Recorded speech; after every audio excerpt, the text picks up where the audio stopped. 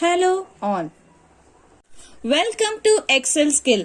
Today we learn how to apply the running total or the cumulative total.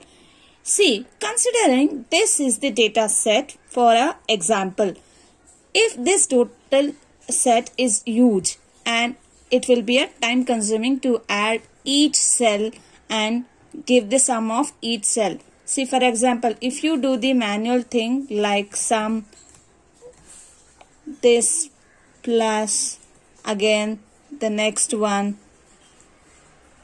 then again this, close the parenthesis, and like this. This is a time consuming way. I will show you the better way to do this running total with the usage of sum function. Give equals, type pump. With the usage of the sum function, you can make things better way. Choose the cell and freeze it with F4. Press F4. Then give colon and choose the same cell. Close the parenthesis and hit enter.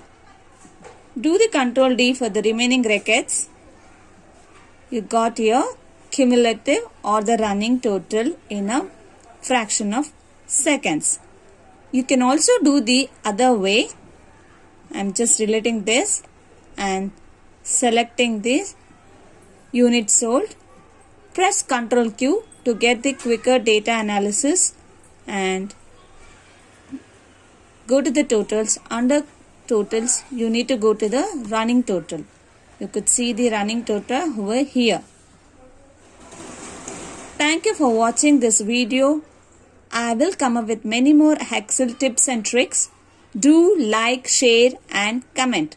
Thank you for watching this video, and your subscription will be an encouragement to me to come up with many more videos. Thank you again for watching this video. Please share with your friends and colleagues. Thank you.